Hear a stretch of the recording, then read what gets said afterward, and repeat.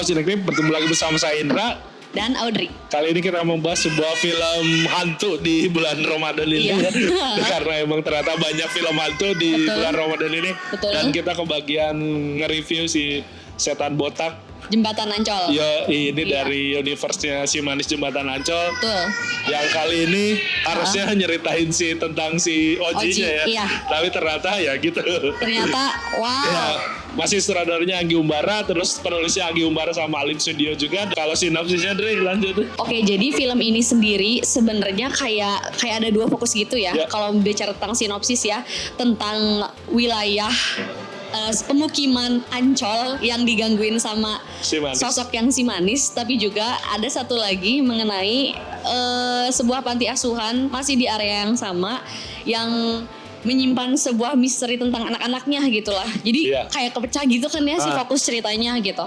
Ya, dan kirain sesuai judulnya ini bakal fokus di cerita tentang si Oji gimana akhirnya setelah meninggal di si Manis yang film dulunya ya. Dan ternyata di sini dia hanya jadi apa ya, hantu peliharaan. Iya, benar hantu peliharaan. Dan hantu yang berisik ya di mana setiap daerah. Iya, dia cuman mungkin anak-anak milenial tahu banget lah khas ketawanya Oji kayak gimana gitu. Yang oke-nya mungkin kalau mungkin dibandingkan dengan film sebelumnya yang aku tonton, ini lebih punya cerita sih. Kayak si hantunya di sini memang punya misi untuk diselesaikan gitu ya. Nggak yang ujuk-ujuk dia menghantui, ada terus hilang dengan closure yang nggak jelas. Ada ceritanya sih, maksudnya lebih ke itu mungkin kalau aku. Dari awal ke endingnya tuh jelas ya. Iya jelas. Walaupun tadi waktu saat aku ditanya sinopsis nggak bisa fokus ke satu hal karena yang tadi aku ceritain ya, yang satunya fokus ke area angkernya, satu lagi fokus ke sebuah misteri yang perlu diungkap di sebuah panti asuhan.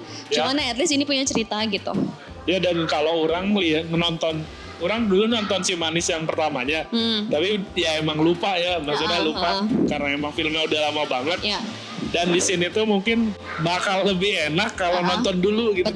Betul. Ingat kita dulunya si Manisnya tuh gimana, terus Ojinya siapa, dan beberapa pemain yang dulu muncul di si Manis juga di sini muncul lagi. Tapi ya kalau kalian lupa cerita sebelumnya ya jadi bakal ngangong juga nggak sih? Iya, kayak filmnya kekurangan background story gitu. Iya, kayak di sini kan si Manisnya tuh orang bingung ya kenapa si Manisnya tiba-tiba nolongin anak-anak yang ada di panti itu. Benar.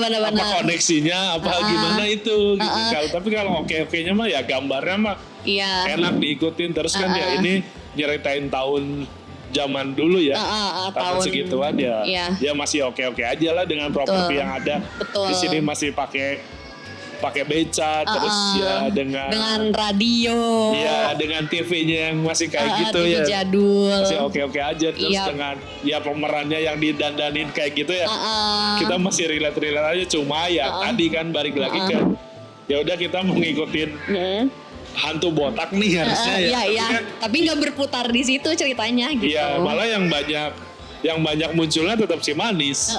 Iya benar. Dan juga mungkin lebih ke aku tuh kayak wondering kan di sepanjang film ini special attachment apa yang dimiliki antara si Manis atau Mariam ini sama bisa dibilang tokoh utama film nih, si anak umur menjelang 13 tahun lah, si Nirmala gitu. Maksudnya nggak diceritain juga kenapa special attachment itu bisa terbentuk gitu. Jadi ya memang ada di tengah film di mana dia mungkin sedikit mengenai anaknya yang mungkin kalau masih ada bakalan seumur dia gitu. Aku sempet ada kepikiran sedikit atau jangan-jangan nih twistnya ternyata Nirmala kan dia orphan ya, anak yatim piatu, jangan-jangan ini adalah long lost childnya si Manis gitu kan, siapa tahu gitu, ternyata enggak juga gitu. Jadi ya itu sih yang jadi pertanyaan aku, apa special attachmentnya, dan kalau memang dia concern terhadap keselamatan anak-anak kenapa nggak nyelamatin dari dulu, kayak gitu-gitu sih, kayak miss gitu. Iya kan ada korban sebelumnya ya. Apakah karena si Nirmala bisa melihat? Nah kenapa Nirmala bisa melihat? Iya itu aja nggak ada. Terus kenapa panti asuhan ini kayak ngejualin tanah, ngebeliin tanah di situ kan Bapak Harunnya tuh kan ngebeli ngebeli tanah orang. Iya, tanah orang yang ada di daerah desa itu. Terus dengan bantuan suruh nakut-nakutin si Oji jadi si manis. Itu tuh kita aja nggak dapat background story-nya itu buat apa misalkan? Cuman kayak dapat dari conversation mereka dia sama si Harun sama istrinya kan tentang impiannya buat bikin Ancol, taman impian something gitu-gitu. Terus tiba-tiba, tapi ini spoiler sih, maksudnya dikaitin sama konflik sebenarnya atau misteri sebenarnya yang terungkap dari panti asuhan itu. Jadi kayak mau nyambungin dari satu isu ke isu itu tuh kayak ya kan sebenarnya cukup dengan ya memang dengan kamu nakut-nakutin orang desa di situ biar mereka ngejual tanahnya murah dan mau pergi dari situ kan itu juga udah jadi apa ya, jadi bisnis kamu yang menguntungkan gitu. Akhirnya kamu bisa ngebangun apa gitu kan akhirnya. Tapi ini teh tiba-tiba selain itu teh ada misi lain, ada bisnis lainnya gitu. Iya, bisnis lain ada yang akhir naon sih gitu. Iya benar. Tiba-tiba jual beli organ terus juga apa ya, yang bagian pesugihannya juga yang menurut aku tuh kayak yang nggak diceritain kayak backgroundnya gitu maksudnya. Ya kenapa dia bisa memelihara si Oji itu kita kan diceritain padahal juga kan katanya si Oji itu peliharaannya si dukunnya. Tapi juga dia bisa secara mandiri dipanggil sama si Harun kayak ya banyak ya kita kekurangan banyak background story sih gitu. Iya, pokoknya kita harus nerima cerita yang ada aja yang dikasih. Ya udah ini nikmatin aja nih ceritanya kayak gini, ya udah ikutin aja. Gitu. Padahal kita tuh kayak gimana kirain teh bakal ada sekte atau apa ya kirain yang itu tuh ngejual anaknya buat anaknya diapain atau di kanibal atau gimana kan kita tuh nggak ngerti ternyata hanya sebatas itu doang padahal si bapaknya tuh ngelakuin ritualnya tuh kayak itu kirain akan ada ya mungkin entah Baphomet muncul pengabdi setan atau gimana yang akhirnya nanti setannya ngelawan si manis iya ternyata Oji. Iya, ternyata ya itu juga kayak ini tuh malah setan ngelawan orang yang kelakuannya kayak setan. Iya benar. Dan akhirnya setan yang menang aja. Aduh, hantu yang baik tuh ini gitu. Oh my god, hantu yang baik masih inget gak? Iya ada, ini ya, pokoknya banyak inilah. Dan di sini tuh kan statementnya di judulnya tuh horror komedi dari Universe Manis Jembatan Ancol. Ya tapi udah komedinya teh mana gitu.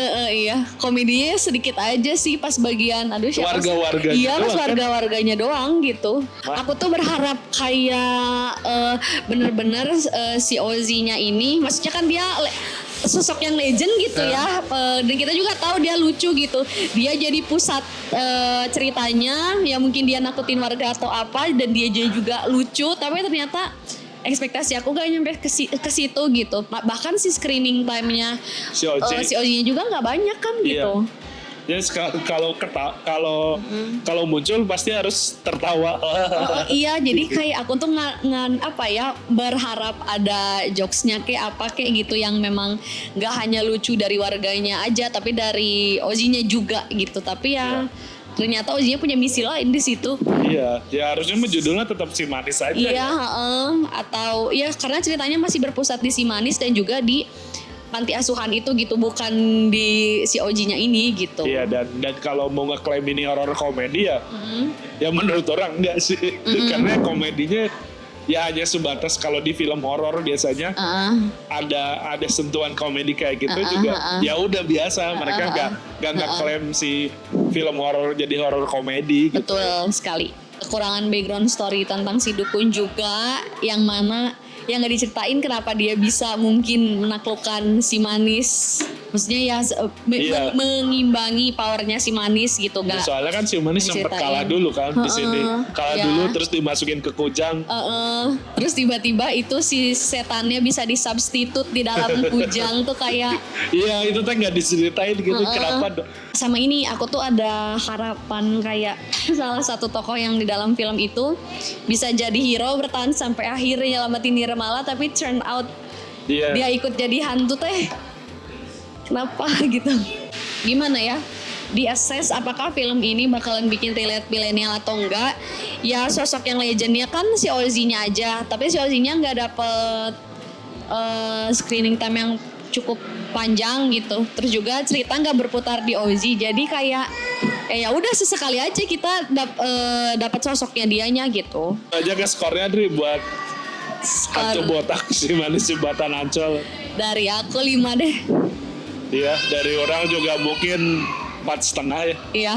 Kita emang nggak bisa attach ke filmnya karena nggak dikasih backstory yang oke juga buat kita ngikutin si filmnya gitu sih. Betul sekali. Oke, jadi buat kalian yang mau nonton Setan Botak Jembatan Ancol nih, silakan ditonton di bioskop ya.